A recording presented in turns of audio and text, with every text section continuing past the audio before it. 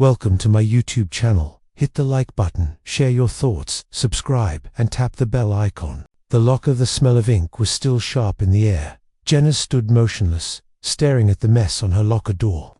Across the scratched metal surface, someone had scrawled in thick black marker, "Slut, Freak, LIAR."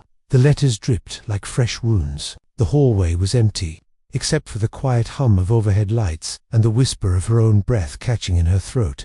She reached out slowly, fingertips brushing against the word freak. Her chest tightened. She hadn't even made it through the first month at this new school, and already the whispers had turned into weapons. Behind her, a snicker cut the silence. She didn't turn. She didn't have to. "You know, it's not vandalism if it's true," said Trina lively, her voice light as air, sharp as a razor dot. Jenna slowly let her hand drop, her jaw clenched. Still, she didn't respond. "I mean," Trina continued, walking up beside her with mock sympathy, "some of us just want to keep the school informed. Imagine if someone innocent used this locker." Two more voices joined in: Colt Radley and Mason Tuck, football players, followers, shadows in Trina's spotlight. They laughed like they were sharing a private joke with the world. Colt said, "Maybe she doesn't speak English." Mason added, "Or maybe freaks don't speak at all." Jenna didn't flinch, didn't cry, didn't scream. She just closed her locker quietly and walked away. She skipped chemistry. Instead, Jenna headed for the abandoned gym building, the one the school had stopped using after a roof leak made it unsafe. No one came here anymore. No cameras, no teachers, no rules. She stepped through the back door, avoiding the broken tiles on the floor, and sat in her usual corner beneath the rusted bleachers. From the inside pocket of her hoodie, she pulled out a faded strip of cloth, a black belt, worn and frayed from years of sweat and training. She stared at it, fingers tracing its edges. 2 years. 2 years since she'd stepped foot inside a dojo. Since the last tournament, since the fire, since everything changed. Her mother's voice echoed in her head. "Never use your strength to punish, only to protect, and only when you must." But what do you do when no one protects you? At lunch, no one sat with her. Not that they ever had. Kids still glanced her way, whispered behind hands. She heard it all. Orphan, crazy, violent, trouble. Labels thrown like darts, aimed to wound. She kept her head down, eating quickly, but her eyes scanned the cafeteria like a hawk. Trina was across the room, surrounded by her orbiting friends, laughing, holding court. Jenna watched quietly. She wasn't looking for sympathy. She was studying them. By the end of the school day, a photo appeared on Trina's locker. Not a prank, a message. It was a printed image one Trina had tried hard to erase. A picture from a party over the summer. Alcohol, cigarettes, something more, something illegal. Beneath it, in neat block letters, someone had written, "Some secrets don't stay." Buried. Trina screamed when she saw it, tore the picture down, eyes darting around in panic. Her friends looked just as confused. No one had seen who posted it. No cameras had caught anything. By 7th period, Colt's truck tires were slashed. 2 clean cuts. Professional. Mason found a note in his locker. No words, just a photo of his girlfriend kissing another guy. Dated, timestamped, undeniable. Panic bloomed behind the scenes, but no one said Jenna's name. She wasn't even noticed. Just the quiet girl. Invisible. Exactly how she wanted it. That night, in the tiny bedroom of her latest foster home, Jenna sat cross-legged on her mattress with her cracked phone in hand. She scrolled through old videos of her mother, Sensei Diana. Strong, calm, always in control. Teaching Jenna how to fall, how to strike, how to breathe. She replayed the same line again and again. "Discipline is choosing between what you want now and what you want most."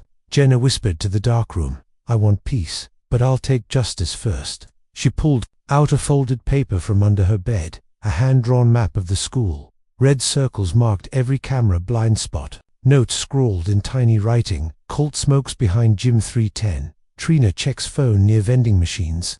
12:45. Mason flirts with Ms. Doyle after 5th period." It wasn't revenge, it was planning a warning. But that changed the next morning, Friday. When Jenna opened her locker, a photo fluttered to the ground. She froze. It was her, at 11 years old, sitting on the sidewalk outside a police station, wrapped in a too big blanket, eyes red from crying. The night they took her away, only one person had ever had a copy of that photo: her last foster mother.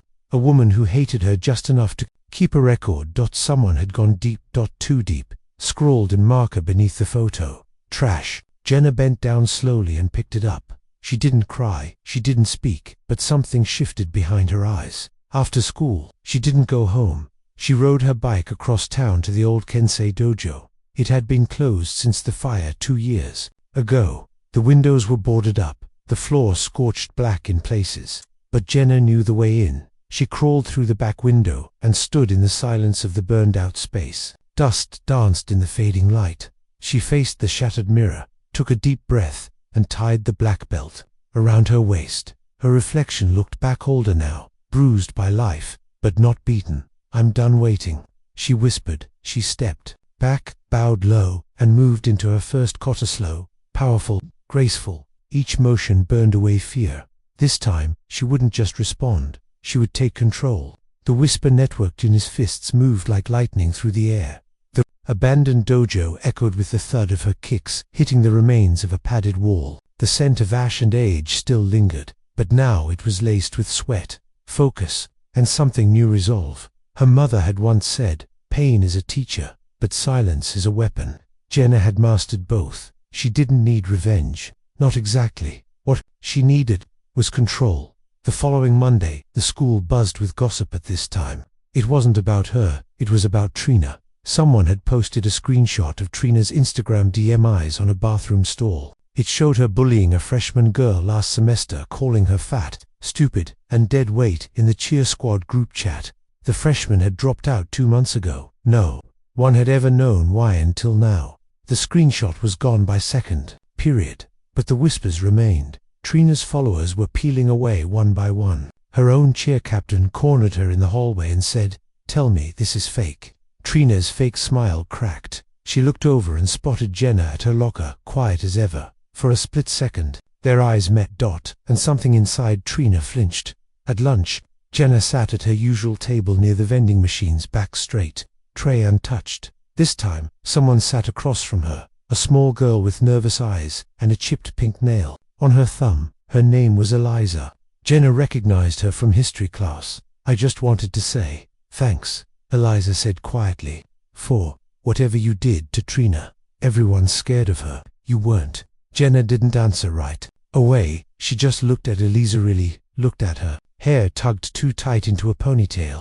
Bruises on her wrist barely concealed by a hoodie. "You don't owe me thanks," Jenna said softly. "No one's ever stuck up for me before." Jenna nodded once. "You're not the only one she's hurt." Eliza hesitated, then said, "You ever heard of the Whisper Network?" Jenna frowned. "No." Eliza leaned in closer. "There's a group of girls who've been quietly documenting everything Trina's done for the past year. Screenshots, emails, notes, stuff from teachers, too. She's gotten people expelled before, blackmailed them. We call it the Whisper Network because we've all been too scared to speak loud, and you're part of it." Eliza shook her head. "I was, until my friend got expelled. Then I got scared." Jenna folded her hands on the table. "How many of you are left?" Eliza lowered her voice. 3, maybe 4. "We don't meet anymore. Everyone went quiet after the last girl got transferred." "Do you still have the proof?" Eliza paused, then nodded. "Hidden why?" Jenna looked down at her tray. "Because I'm done staying quiet." By Wednesday, Colt got benched from football practice. An anonymous tip had been sent to Coach Ramirez, complete with video evidence of Colt trashing the back of the gym and stealing protein bars from the vending machines. The footage was grainy, but it was enough. Coach didn't argue. He just said, "You're done for the week." Colt's face turned red. Who sent it? No one knew. Jenna kept her head down as she walked past him in the hallway. She felt his eyes burn into the back of her neck.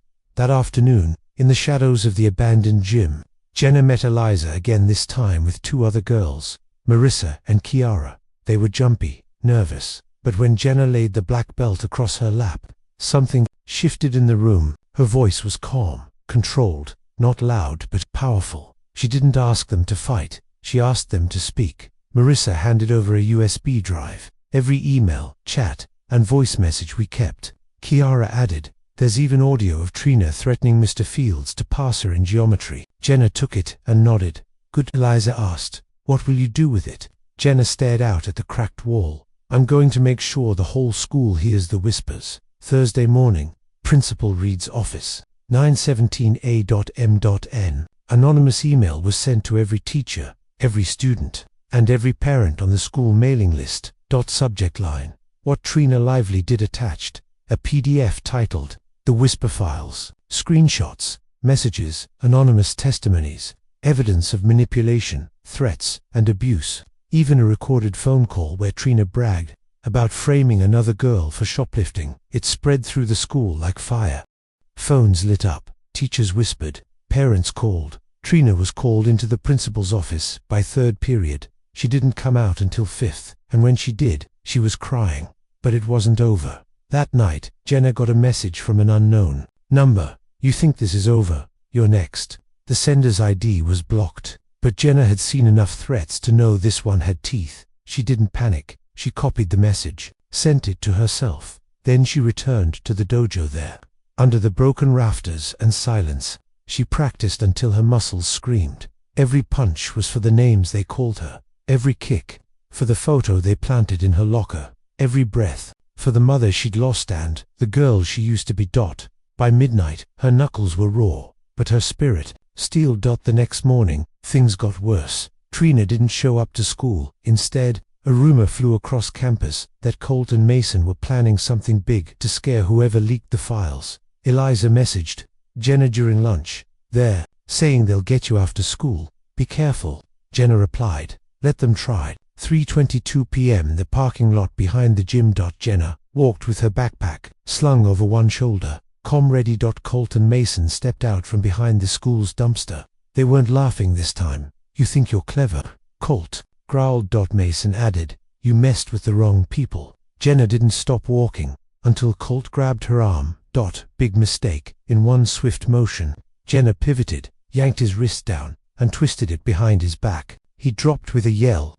Mason lunged at her. Sloppy emotional. She ducked low, swept his leg, and sent him crashing to the ground. She didn't punch, didn't scream, just stood over them and said, voice cold and calm, you think I'm afraid of bullies? You think I'm still that little girl in the photo? They stared up at her, shocked, breathless. Go ahead. Try again. I'm not hiding anymore. She stepped back and walked away, leaving both of them on the ground. People had been watching. Phones were already out. By dinner, the footage hit social media. By bedtime, it had over 8,000 views. The Black Belt Girl, the video, hit 10,000 views overnight. It had no title, no caption, just grainy footage of Jenna flipping to varsity boys in the school parking lot like they were training dummies. Someone had added slow motion, dramatic music, and a simple tag, #BlackBeltGirl. By the time Jenna arrived at school Friday morning, she could feel the shift in the air. The students didn't look through her anymore. They looked at her. Some with awe, some with fear, some with curiosity. Whispers rippled down every hallway she walked. That's her. She took them both down. I heard she's ex-military or something. She's not even on Instagram. That's how serious she is. Jenna kept walking, head up, pace steady. She didn't smile. She didn't need to. At her locker, she noticed something new. The ugly graffiti gone in its place. A single sticky note, pale pink, in neat, unfamiliar handwriting. You're not alone anymore. No name, no signature. But Jenna stared at it for a full 10 seconds before peeling it off and placing it gently inside her notebook. During third period, Eliza rushed to her in the hallway. She was out of breath, nervous, and excited all at once. Principal Reed just suspended Colt and Mason. Jenna raised an eyebrow. Eliza nodded. Apparently someone forwarded the video to the school board and included the part where Colt threatened you the day before. I didn't send it, Jenna said softly. I didn't either, Eliza replied. Which means someone else is on your side now. Jenna leaned closer. Trina, she's gone. Her parents pulled her out. She's transferring to some private academy. People say her parents are threatening to sue the school. Jenna gave a faint nod. Another piece off the board. But just as Jenna began to feel the ground stabilizing beneath her feet, a crack opened up. At lunch, a teacher tapped her on the shoulder and said, "You're needed in the counselor's office." Jenna's stomach tightened.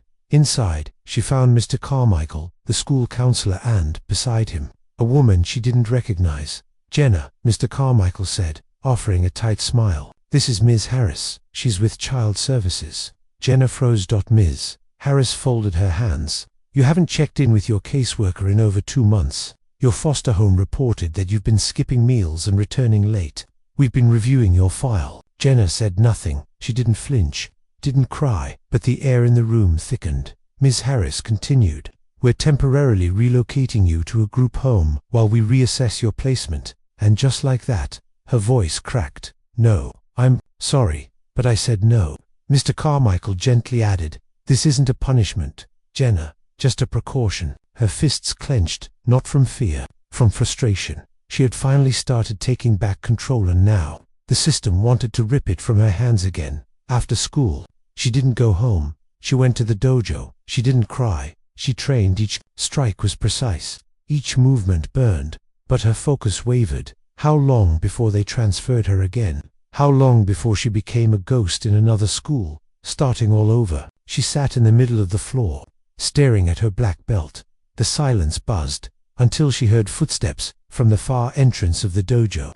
Someone stepped into the light. It was Kiara. She looked nervous, but she held a manila envelope in her hands. "I have something," she said quietly. Jenna stood. Kiara opened the envelope and slid out a single photo. She handed it to Jenna. Jenna frowned. It was a photo of herself from that night outside the police station, the same one that had been slipped into her locker. But this one was signed. On the back, "You're still mine." Beneath the signature was a name Jenna hadn't heard in nearly 2 years. Marla Wexley, her first foster mother, the one who burned her karate uniform after her mother died, the one who'd always told her she was dangerous, ugly, unwanted, the one who vanished after Jenna was removed from the home due to suspected abuse. Jenna's voice dropped. "Where did you get this?" Kiara hesitated. "Someone left it in my locker this morning.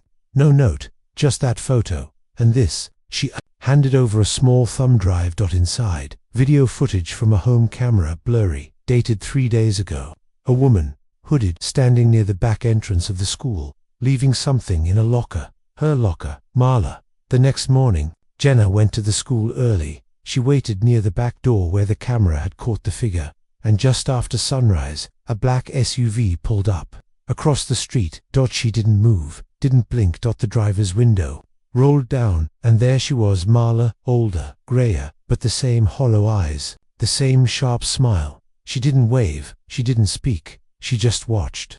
Jenna, like a warning. Then she rolled the window up and drove off. By noon, Jenna had made a decision. She called Eliza, Marissa, and Kiara to the dojo. "I'm being moved," she told them, "probably by Monday, maybe sooner." Their faces fell. "But before I go, I'm going to finish what I started." She pulled out a thick folder she'd prepared labeled Operation Wexley. Inside, names, addresses, patterns, old school reports, caseworker documents she'd secretly copied. Marla had a record. She had a pattern. "She's been following me," Jenna said, "slipping into schools, disguising herself as a cleaning woman, even driving a substitute teacher's car to get on campus." Eliza whispered, "Why?"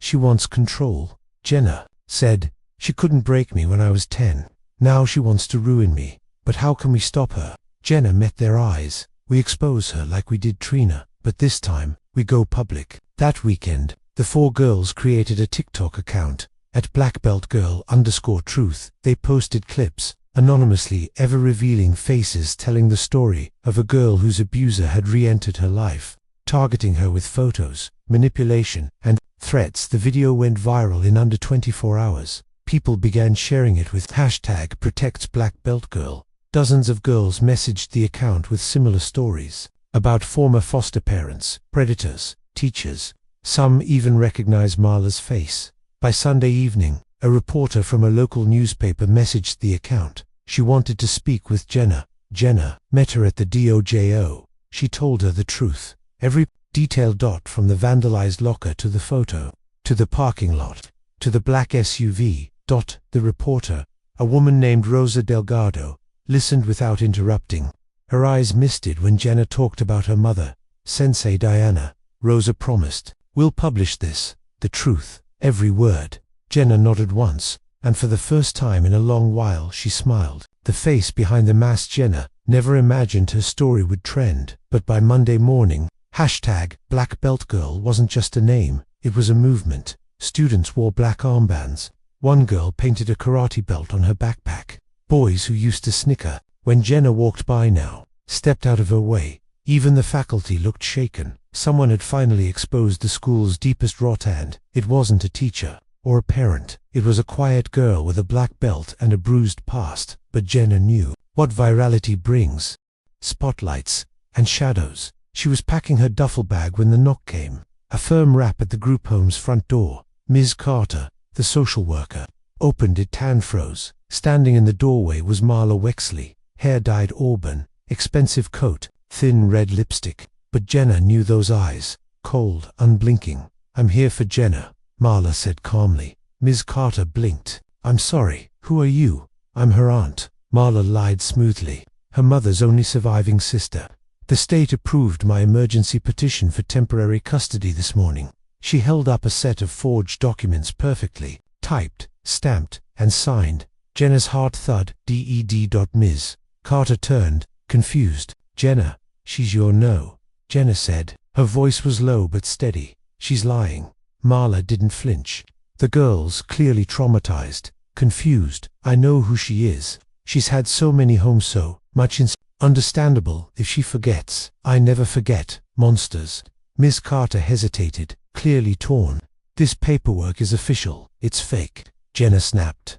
"Then we need to call the state office." "No," Jenna said, grabbing her bag. "Call the police." By the time the patrol car arrived, Marla was gone. Vanished, like a ghost that knew when to flee. But she'd left behind her fingerprints and her threat back at school. Principal Reed called an emergency assembly. Not about Marla, about Jenna. He stepped onto the stage, clipboard in hand, and delivered the speech like a doctor announcing test results. "Due to recent online content that names individuals without evidence and could pose legal risk to the school district," he said dryly, "the administration has suspended the student responsible, effective immediately, pending investigation." Whispers rippled through the crowd.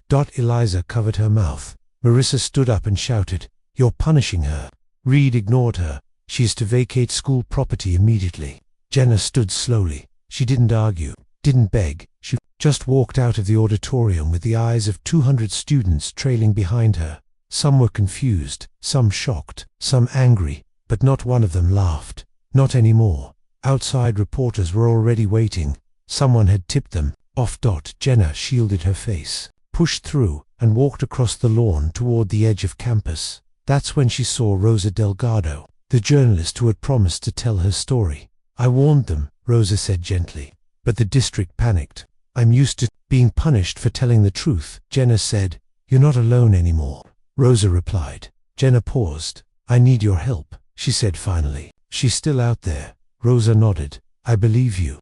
And Jenna could feel it, not pity, not charity, respect. That night, Rosa published her article, "The Girl with the Black Belt: How a Foster Teen Took Down a High School's Darkest Secrets." It featured Jenna's story, first-hand accounts, and disturbing connections between Marla Wexley and other foster kids who had been silenced, transferred, or reassigned. The story exploded. Within hours, national news outlets picked it up. #ProtectBlackBeltGirl began trending on Twitter, but with the light came backlash.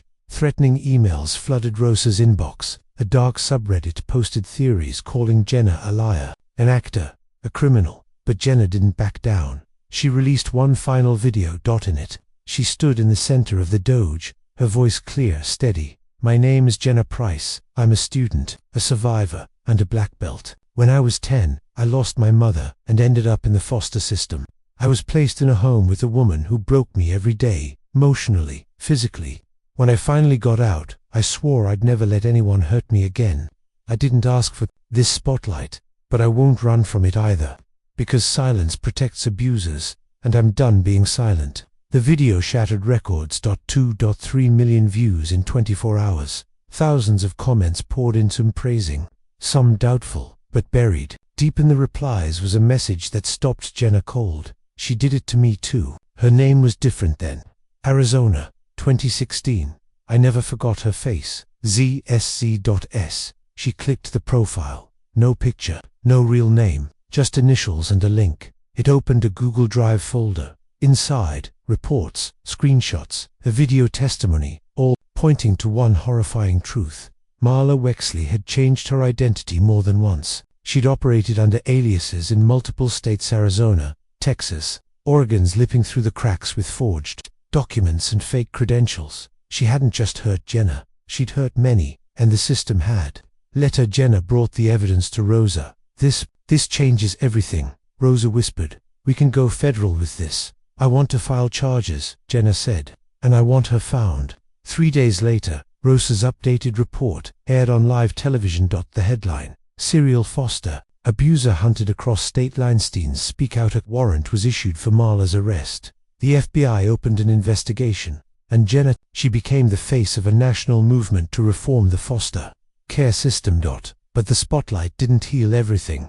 That night, someone slipped another photo under the dojo door. It was Jenna sleeping in her group home bed. The back read, ticked up. For the first time in weeks, fear returned to Jenna's chest, not for herself, but for Eliza, Kiara, Marissa, the girls who had helped her. She picked up her phone. We need to disappear, she said. Just for a while, Eliza whispered. Is she that close? Jenna didn't answer. She was already packing. They hid in Rosa's cousin's cabin, 3 towns over. Off-grid, snow dusted the windows. Phone signals were weak, but the silence felt safe. Until the third night, when a car pulled into the woods. Just past midnight, lights off. Slow. Jenna stood at the front window, fists clenched. Kiara whispered, is it her? Jenna didn't move, didn't blink. Just whispered back, I hope so. The betrayal in the snow. The forest cabin was silent. Every sound was amplified in the cold branches cracking under frost, wind sliding past the wooden frame, the creak of footsteps on old floorboards. But what made Jenna freeze was the sound of gravel under slow tires. The dark car had stopped just past the trees. No headlights, no engine hum, just silence. Then a figure stepped out. No coat, no hat, no rush. Just calm steps through snow, heading toward the cabin. Jenna's breath clouded the glass. She found us. Eliza gripped the bat they kept by the door. Kiara whispered, are you sure? But Jenna wasn't sure anymore, because as the figure stepped into view, she saw something she never expected. It wasn't Marla. It was Principal Reed. Jenna yanked the door open before he reached it. What are you doing here? He raised his hands, gloved and trembling. I didn't know where else to go. You found our location, she snapped. That's not an accident. He looked around nervously. I didn't come to hurt you. I came to tell the truth. Jenna stepped aside warily. He entered, brushing snow from his coat. I was wrong, he began. About all of it. About you. No kidding, Kiara muttered. Reed sat down slowly, as if every word weighed on him. I didn't suspend you because I believed you were lying. I suspended you because I was afraid. Afraid of what? Jenna asked. A chill colder than the outside wind filled the room. She came to my house last week, threatened my wife, showed me photos of our daughter walking home from school, said if I didn't shut you down, I'd regret it. Eliza's face paled. Marla did that. She called herself Wendy Carleen, said she worked for the Department of Student Affairs, gave fake credentials, but I recognized her face from the article later. Jenna crossed her arms. Why are you telling us this now? Reed hesitated. Because you're not safe, and I think I helped her without realizing it.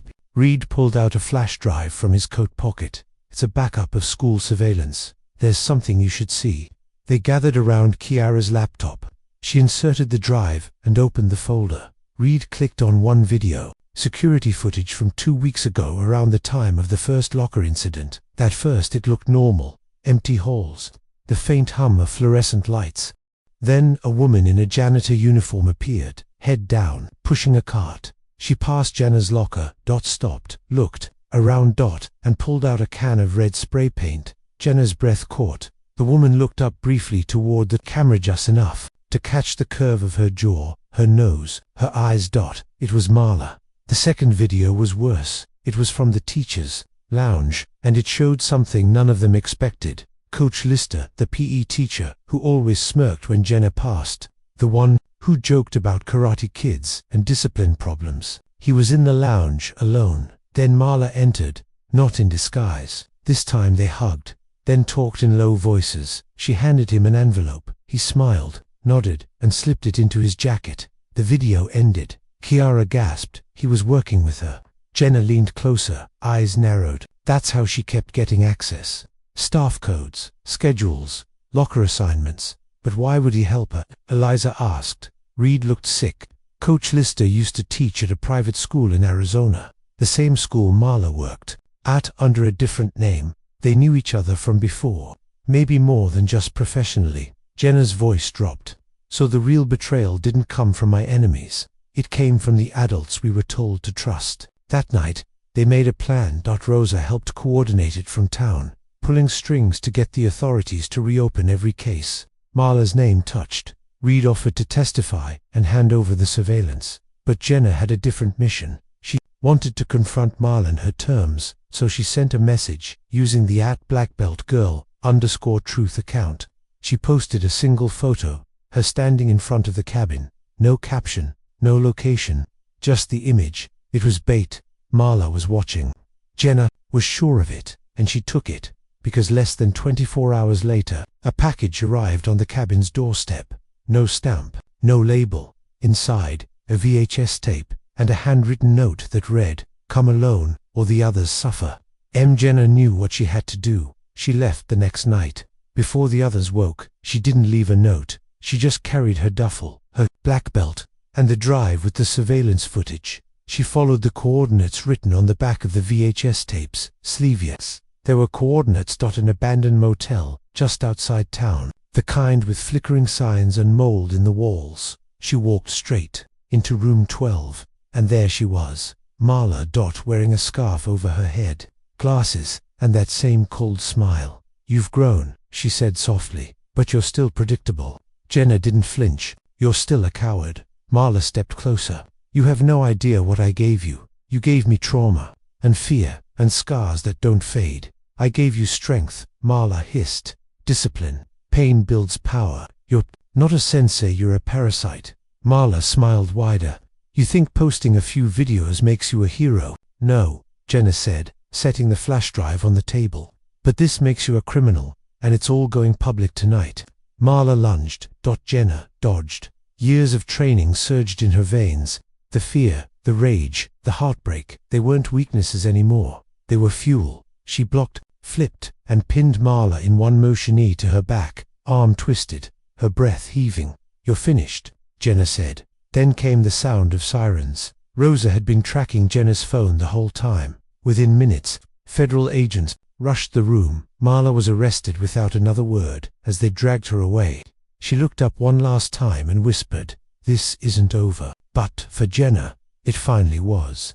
The quiet strength. It had been 36 days since Marla's arrest. 30-6 days since Jenna pinned her to that filthy motel floor and watched the monster from her past finally get dragged away in handcuffs. World didn't explode into joy the next morning. There were no parades, no confetti, no dramatic soundtrack. But something shifted. The silence broke.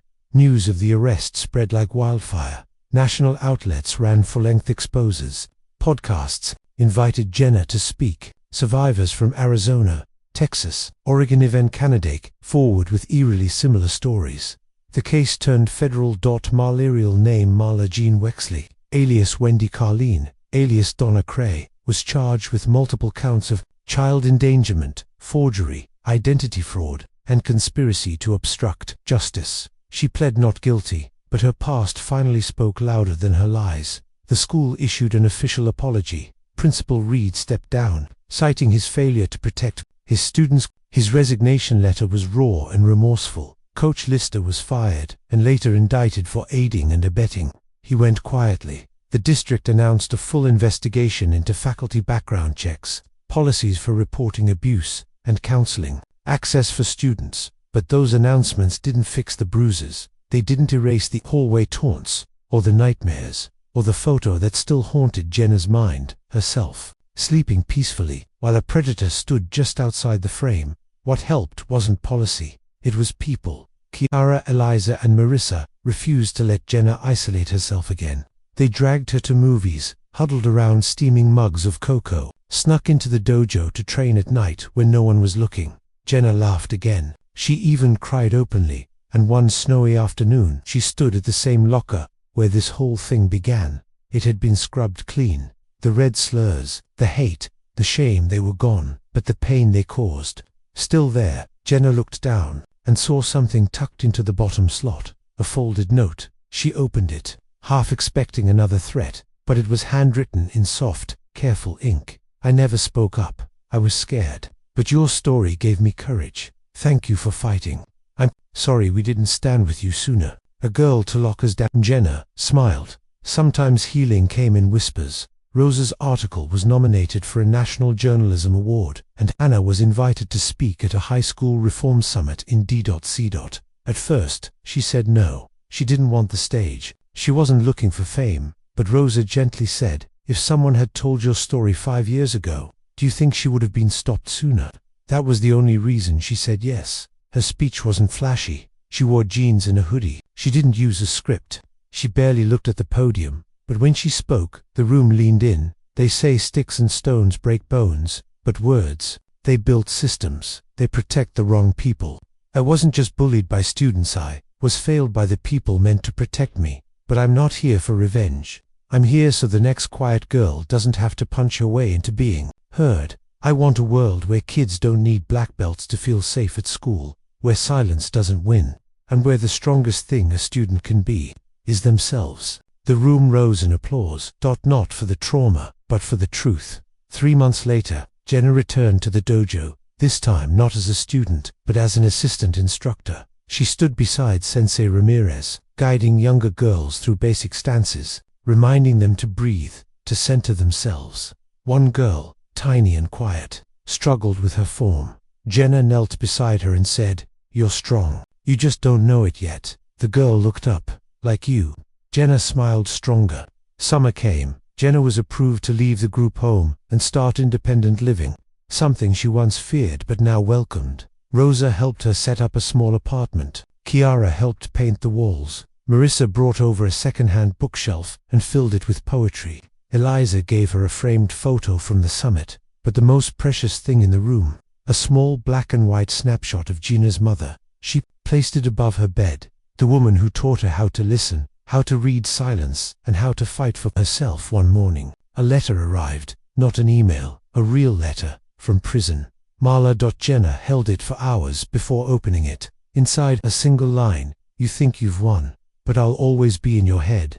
Jenna stared at the words, then tore the paper in half, burned it, and walked outside into the sunlight. She knew what Marla meant. Yes, the trauma would linger. The damage wouldn't vanish with a verdict. But that wasn't the same as losing because for the first time, Jenna wasn't living in someone else's shadow. She was standing in her own light. A few weeks later, she gave one last interview. The reporter asked, "If you could go back and stop it all from happening, would you?" Jenna looked out the window, thought about the broken locks, the whispers in hallways, the trembling fists, and then the voices that rose, the girls who stood with her, the strength she discovered in her silence. She answered, "No, because it didn't break me, it revealed me." The end.